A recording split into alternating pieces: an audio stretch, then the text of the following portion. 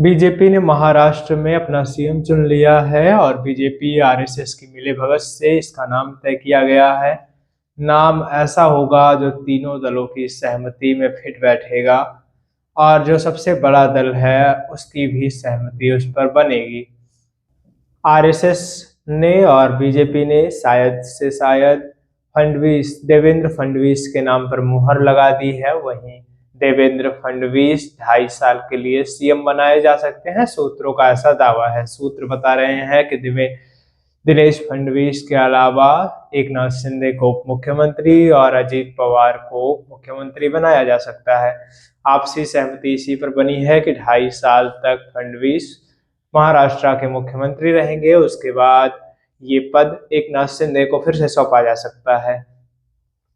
कयास इस बात का लगाया जा रहा है कि ऐसी सहमति आरएसएस ने बनाई है महाराष्ट्र में, क्योंकि आरएसएस ने महाराष्ट्र में 70,000 से ज्यादा सभाएं की थी। 288 सीटों पर इम्पैक्ट डालने के लिए आरएसएस ने डोर टू डोर कैंपेनिंग की थी। बीजेपी को जब आरएसएस का असली मतलब पता चला था तो भाजपा आरएसएस के चढ़ों में आकर गिर गई थी। उसके बाद आरएसएस ने कैंपेनिंग करना शुरू किया था बीजेपी के लिए। हरियाणा को जितवा कर महाराष्ट्र की बारी थी और महाराष्ट्र भी जितवा दिया है।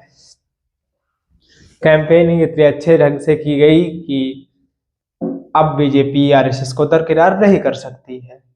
बीजेपी और आरएसएस के मिलीभगत से मोहन भागवत और नरेंद्र मोदी जी के बीच में आपसी सहमति से देवेंद्र फडणवीस को महाराष्ट्र की कमान सौंपी जा सकती है, ये सूत्र दावा कर रहे हैं। हालांकि इसका प्रमाणिक प्रत्यक्ष प्रमाण भी कुछ समय में आपको मिल सकता है और नई कैबिनेट के लिए कुछ देर में ही राज्यपाल को प्रस्ताव भी दिया जा सकता है। आपको बता दें 6 विधायकों पर 1 मंत्री बनाया जा सकता है बीजेपी की तरफ से, 20 से 22 मंत्री और अजीत पवार के पार्टी की तरफ से भी 6 मंत्री और शिंदे गुट की तरफ से 8 मंत्रियों को शपथ दिलवाई जा सकती है। इस कैबिनेट में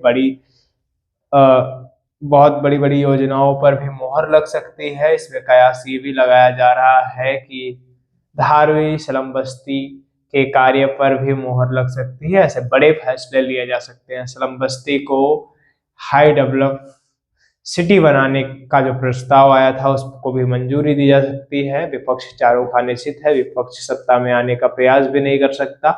इसलिए देवेंद्र फडणवीस को महाराष्ट्र का मुख्यमंत्री पूरा पक्का माना जा रहा है। बीजेपी और आरएसएस के अंदर खाने बैठक में ये फैसला हुआ है।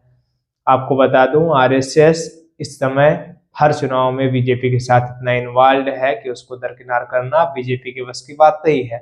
उत्तर प्रदेश में उपचुनाव की स्थिति को देखकर बड़े बड़े लोग कह रहे हैं कि बहुत सारे लोगों ने इम्पैक्ट डाला, लेकिन सच्चाई यही है कि आरएसएस ने डोर टू डोर कैंपेनिंग की और बीजेपी अच्छे मार्जिन से जीती। बड़े बड़े नारों को प्रस्तावित किया, कहाँ किस बात को बोलना है ये आरएसएस और बीजेपी के नेताओं को सिखाया गया, कैडर के कार्यकर्ताओं को सिखाया गया। लोकसभा में जो गलतियां की गई थी, जो विरोधाभासी स्थिति थी, उसको भरने के लिए तमाम तरह के आरएसएस ने प्रयास किए। इसके बाद फिर ये पूरा जीत का ताज योगी बाबा को मिला।